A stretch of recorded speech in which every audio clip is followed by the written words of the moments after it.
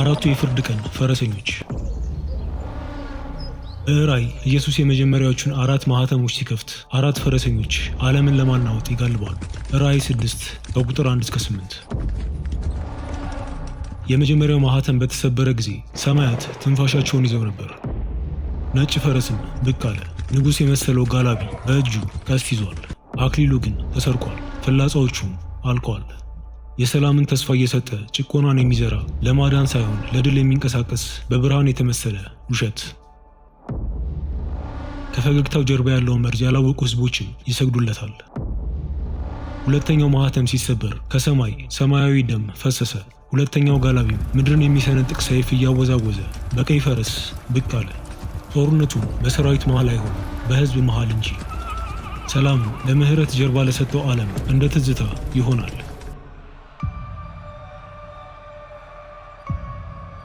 ሶስተኛው ማህተም ሲሰነጠቅ ጨለማ ወረደ። በቀስታ የሚራመድ ጥቁር ፈረስ ሚዛን ከያዘ ጋላቢ ጋር ተገለጸ። አንድ እፍኝ ስንዴ የአንድ ቀን ደሞዝ ሆነ።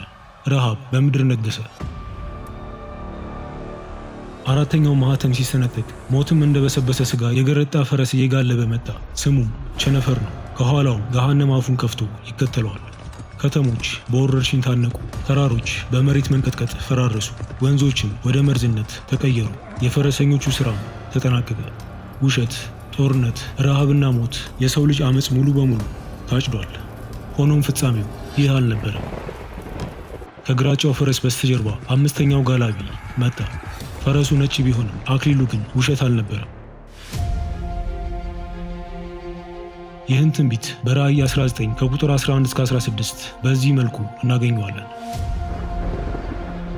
ሰማይም ተከፍቶ አየሁ፣ እነሆም አምባ ላይ ፈረስ፣ የተቀመጠበትም የታመነና እውነተኛ ይባላል። በጽድቅም ይፈርዳል፣ ይዋጋል። ዓይኖቹም እንደ እሳት ነበልባል ናቸው። በራሱ ላይም ብዙ ዘውዶች አሉ። ከእርሱም በቀር አንድ እንኳን የማያውቀው የተጻፈ ስም አለው። በደምም የተረጨ ልብስ ተጎናጽፏል። ስሙም በእግዚአብሔር ቃል ተብሏል። ነጭና ጥሩ ቀጭን የተልባ እግር ልብስ ለብሰው በአምባላዮች ፈረሶች ተቀምጠው ይከተሉት ነበር። አሕዛብን የሚመታበት ዘንድ ስለታም ሰይፍ ከአፉ ይወጣል። እርሱም በብረት በትር ይገዛቸዋል። ሁሉን የሚገዛ የእግዚአብሔርን የብርቱ ቁጣውን ወይም መጥመቂያ ይረግጣል። በልብሱና በጭኑም የተጻፈበት የነገሥታት ንጉሥና የጌታዎች ጌታ የሚል ስም አለው። አሁን አንበሳ የሆነው የቀድሞ በግ 4ቱ ፈረሰኞች የሰባበሩትን ለመጠገን፣ ተስፋ የቆረጡትን ለመፈወስ፣ ትርምስ በዘሩበት ሕይወትን ለመትከል ዳግም ይመለሳል። የጥልቁ አንበጦች። አምስተኛው መልአክ መለከቱን ሲነፋ ሰማይ እንደ ብራና ይቀደዳል።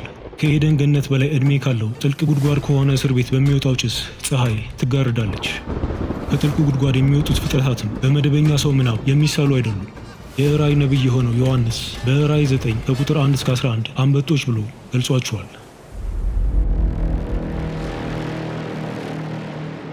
እነዚህ አንበጦች መደበኛ ተባዮች አይደሉም። ኃጢአተኞችን ይቅርታ እስኪለምኑ ድረስ የሚቀጡ የእግዚአብሔር መቅሰፍቶች ናቸው። ከተለያዩ ፍጡራን ተሰብስበው የተሰፉ የቀን ቅዠቶችን በምናባችሁ ሳሏቸው።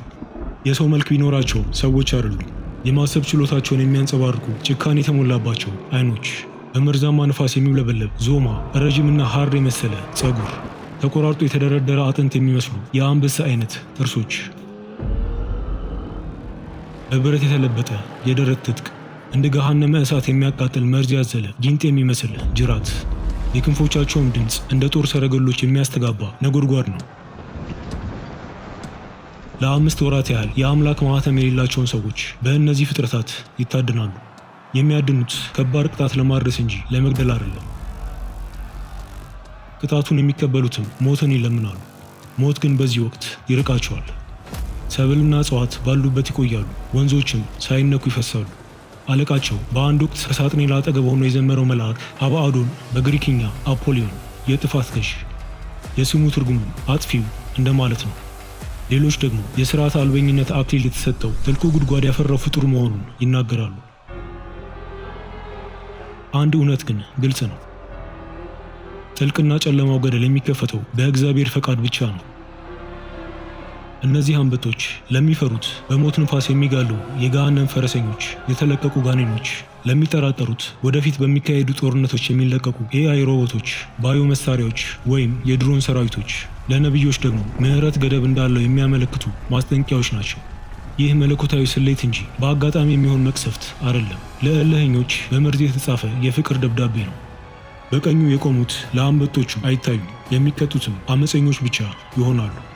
የሚልካቸው አምላክ እኛን ለማዳን ደሙ የፈሰሰው አምላክ ነው። አንበጦቹ ቁጣ አይደሉም፣ ወደ መንገዳችን እንድንመለስ የሚጠቁሙ የመጨረሻ ልመናው ናቸው። መልአከ ሞት ስም የለውም፣ ፊትም የለውም። ሲመጣም በር አንኳኳም። ምንም አይነት ልመና ሐሳቡን ሊለውጡ አይችልም። በፈጣሪ እስትንፋስ ብቻ የሚንቀሳቀሰው መልአከ ሞት የእግዚአብሔር ድምፅ አልባ መሳሪያ ነው። በመጀመሪያ ተልእኮ ግብፅን አናወጣት። እኩለ ሌሊት ላይ በተቆለፉ በሮች ዘልቆ በመግባት ከፈርዖኑ የበኩር ልጅ አንስቶ እስከ እስረኛው ልጅ ወስዷቸዋል። ሳይነኩ የታለፉት በበግ ደም ምልክት የተደረገባቸው ብቻ ነበሩ። ዘጸአት 12 ከቁጥር 12 እስከ 13። ጩኸት የሌለው ትግልም የሌለው መለኮታዊ ፍርድ። ከዘመናት በኋላ ንጉሥ ዳዊት በኩራት ሕዝቡን ሲቆጥር ይህ መልአክ ሰይፉን አንቀሳቀሰ፣ 70 ሺዎችም ወደቁ። መጽሐፈ ሳሙኤል ካለ ምዕራፍ 24። ሆኖም ዳዊት ንስሐ እንደገባ የመልአኩን እጅ ሰብስቦታል። ቀጥሎም በእኩለ ሌሊት ወደ አሦራውያን ሰፈር ወረደ። 185,000 ወታደሮችም እንደ ዝንብ ረገፉ። መጽሐፈ ነገሥት ካለ ምዕራፍ 19 ቁጥር 35። የሚጋጭ ሰይፍ ድምፅ የለም። በአንድ እስትንፋስ አንድ ሙሉ ግዛት ወደቀ። መጽሐፍ ቅዱስ ፍትህ እንጂ ክፉ ብሎ አልጠራውም። ፈጣን፣ አስፈሪና ስህተት የማይገኝበት ነው።